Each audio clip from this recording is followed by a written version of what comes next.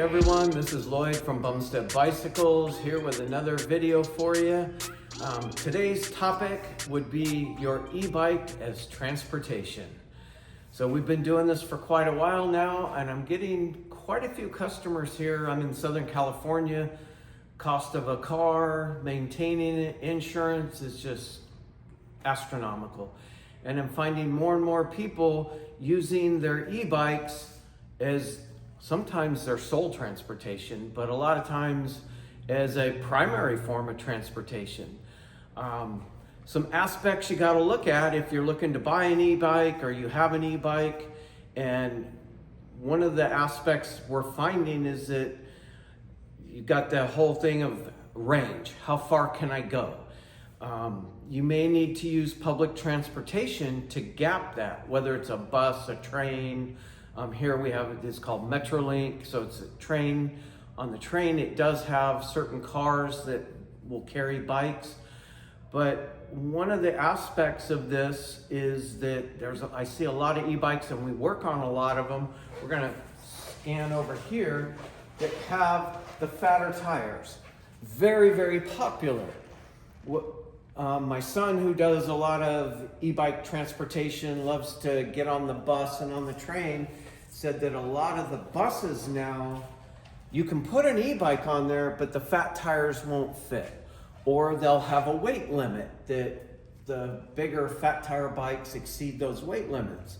So yeah, you've bought one of these because you like the comfort, the stability, for whatever reasons, but now all of a sudden you find you need to get on the bus. So major consideration. Some of the bikes we carry that we know can go on the bus. What you're looking for, again, this is from Aventon, it's called the Level. This is one from them called the Solterra. The Level was designed as a commuter transportation bike. Hence the rack and the fenders and things like that. So it's light enough weight for most people to be able to lift it onto a bike rack. Has a tire that's narrow enough to fit. I get a lot of customers too, they're trying to keep it as light and simple as possible. That's where something similar to this Solterra. Again, a lot of customers though are a little hesitant on the narrower tire, but very light, very efficient, easier to lift, get on and off of a bike rack, whether it's putting the bike on a car for somebody to take you further distance. You know, maybe you want to travel somewhere. This will fit on bike racks better, definitely fit on the bus better.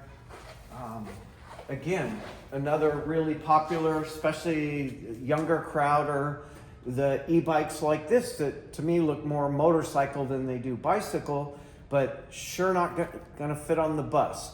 You might be able to get it on the train. Again, different rules, different parts of the country, but a consideration when it's transportation is, do you need that gap? Do you need other assistance besides just how far will that bike take you?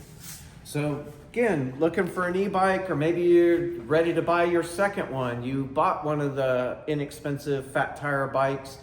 You know, it doesn't go as far as you need it to. It's harder to put on a bike rack, or you can't get it on the bus. Hopefully, knowing that you need a little narrower tire, you need to be able to lift it. You're gonna have to lift it onto that bike rack. Can you do that?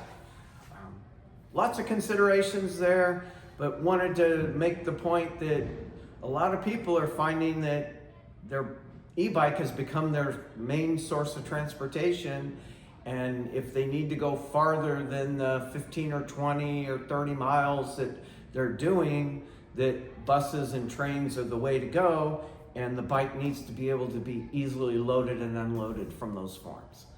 And as always, if you would, click and subscribe. I'd appreciate it. It really helps me out. And thanks for watching to the end.